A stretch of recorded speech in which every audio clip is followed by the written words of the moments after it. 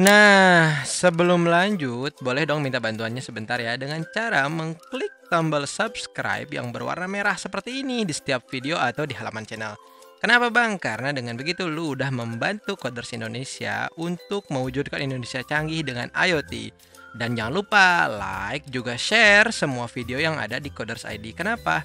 Supaya teman-teman kalian nih pada tahu bahwa di sini ada konten-konten menarik yang bisa membantu kalian mempelajari tentang IoT juga Arduino dengan mudah juga asyik gitu ya. Oke, dengan cara klik ini subscribe lalu nyalakan loncengnya. Oke, dan gitu ya. Terima kasih. Assalamualaikum warahmatullahi wabarakatuh. Gimana kabarnya Coders ID Velas? Baik lagi dengan gue Dimas di coders.id gitu. Oke, kalau misalkan kalian bingung loh kok jadi bahas Python gitu.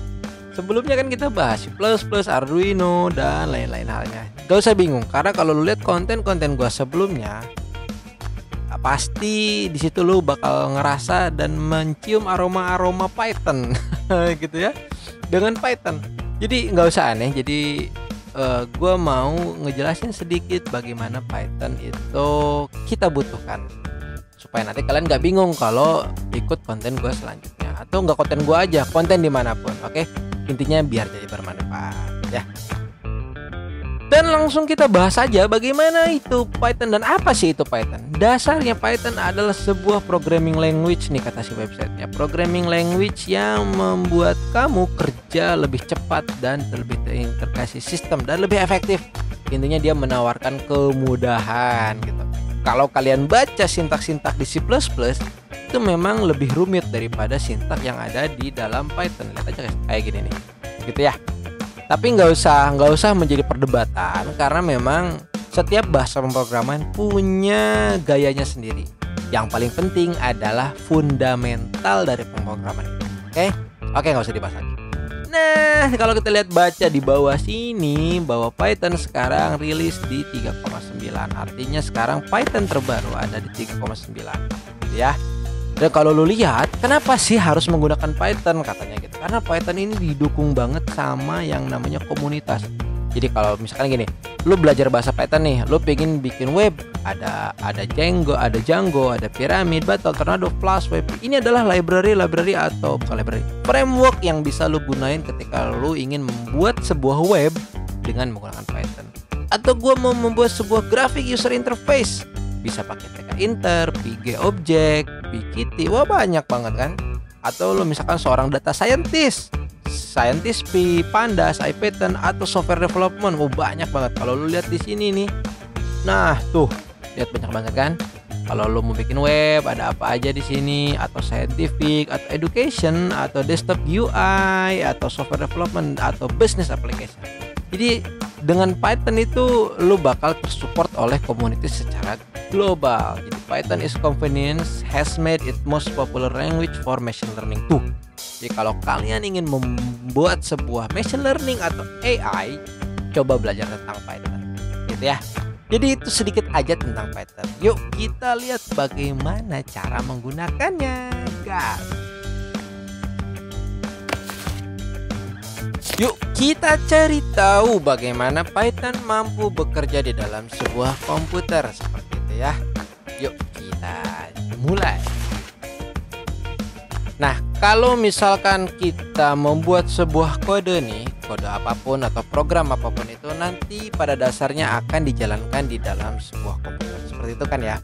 Nah, kalau di Python begitu kita nulis misalkan print hello world, atau misalkan kita bikin sebuah operasi aritmatik ataupun logika di dalam kode kita, lalu kita panggil itu melalui P, misalkan test.p gitu ya, memanggil file Python kita di dalam komen atau di dalam terminal.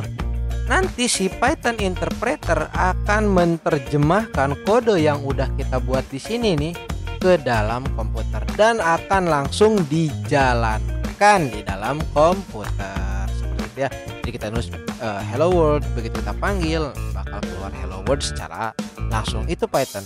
Jadi begitu tulis, panggil, jalan, tulis, panggil, jalan. Seperti itu, selalu seperti itu. Itu dia Python interpreter. interpreter. Lalu perbedaannya gimana Bang? Perbedaannya adalah kalau kita berbicara Arduino gitu ya, kita mungkin tidak akan lepas yang namanya dengan C++.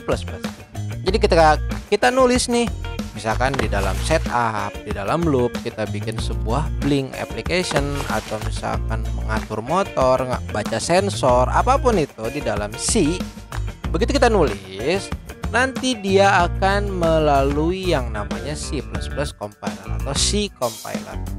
Compiler ini adalah sebuah sebuah compiler, pengolah yang mana kode kita akan dibaca lalu diterjemahkan terlebih dahulu ke dalam executable. Jadi kalau misalkan kalian pernah pakai Proteus, kalian bikin sebuah simulasi, terus nanti misalkan kalian harus memasukkan file hex-nya atau file firmware-nya. Nah, file hex atau firmware adalah termasuk file executable gitu ya. Executable yang dihasilkan dari Arduino compiler yang berbentuk C++. Lalu masuk ke dalam hardware, baik itu komputer ataupun itu Arduino ataupun apapun itulah. Jadi perbedaan mendasar adalah ketika Python tidak memerlukan compiler dan kode atau program yang kita buat akan langsung dijalankan di dalam komputer atau controller ataupun hardware. Kalau C++ itu melalui compiler dihasilkan executable, baik itu exe, hex, firmware atau apapun itu, lalu dimasukkan ke dalam komputer ataupun hardware, lalu baru bisa dijalankan. Itu perbedaan mendasar dari Python dengan C++. Mudah ya? Oke, kita mulai dari download. Jadi sebelum kode harus download dulu dong Pythonnya ya. Nggak di-download gimana bisa ngoding? Jadi kalau lu lihat di Python sini, ternyata sekarang nih gua buat video di tahun 2020 bulan Oktober itu ada rilis Python di 3,9 ya, 3,9. Dan setelah itu kalian harus perhatiin kalian mau pakai Python versi berapa. Ada 39, 38, 35, 37, 36, banyak banget Bang. Gimana milihnya? Nah, kalau itu ada pertanyaan seperti itu, kalian cukup pilih, saran gua nih ya, untuk di tahun-tahun ini coba pilih aja di 3,7 atau 3,8 gitu. Karena ini mungkin bisa dibilang versi stable dari si Python.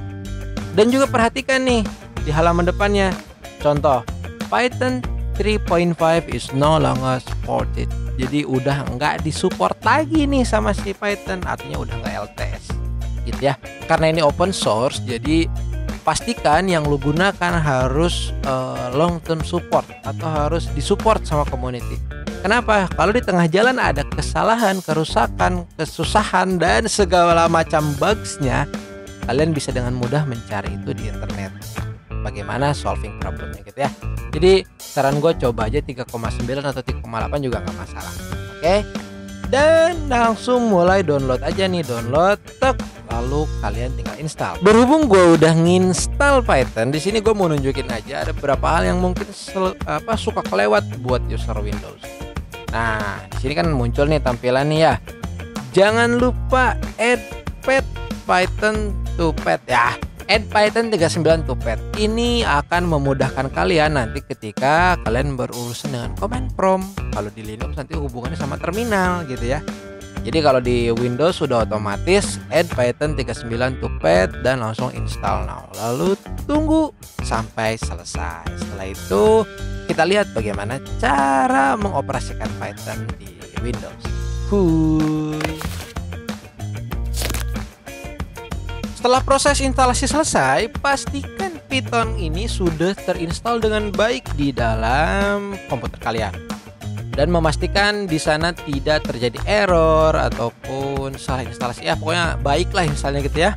Dengan cara buka command prompt atau commander atau terminal atau apapun itu. Di sini gue menggunakan commander gitu ya, CMDR. Biar enak, biar kayak di Linux gitu. Oke, dan di situ kalian tinggal ketik aja nih pi gitu. Terus muncul. Nah, dengan seperti ini artinya Python sudah terinstall dengan baik di komputer teman-teman semua.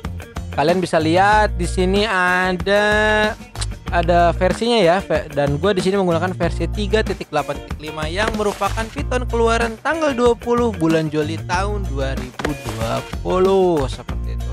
Dengan mengetikkan pi saja seperti ini, kalian berarti sekarang masuk ke dalam kode editor yang berjalan di dalam command prompt seperti itu ya.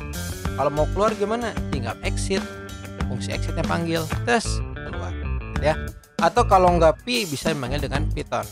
Nah biasanya untuk user Linux itu cenderung menggunakan Python seperti ini. Kalau di Windows itu pi aja udah cukup. Kalau di Linux Python seperti itu. Bisa nggak pi aja? Bisa, itu tinggal diatur aja di sistem kontrolnya gitu ya. Nah kan tadi gue bilang dengan menggunakan Python seperti ini berarti kita sudah masuk ke dalam kode editor si Python yang berjalan di command prompt. Kita coba aja, misalkan gue bikin variabel A bernilai 5 gitu, 5 lah. Terus B bernilai 6. Lalu gue pingin print A tambah B gitu ya misalkan. Nah kelihatan kan di sini adalah penjumlahan A dengan B dan dihasilkan nilai 11. Oke. Jadi kalian bisa ngode langsung di sini nih kalau emang udah expert banget atau pingin sedikit sakit mata. Nggak, cuman gue saranin jangan langsung ngode di sini. Ini hanya untuk kebutuhan sederhana aja, mungkin troubleshoot atau apapun. Oke. Dan video kali ini kita selesaikan aja dulu supaya tidak berkepanjangan. Dan di next video gue akan ngebahas tentang bagaimana variabel dan juga tipe data yang ada di dalam Python. Yuk, terima kasih. Assalamualaikum warahmatullahi wabarakatuh.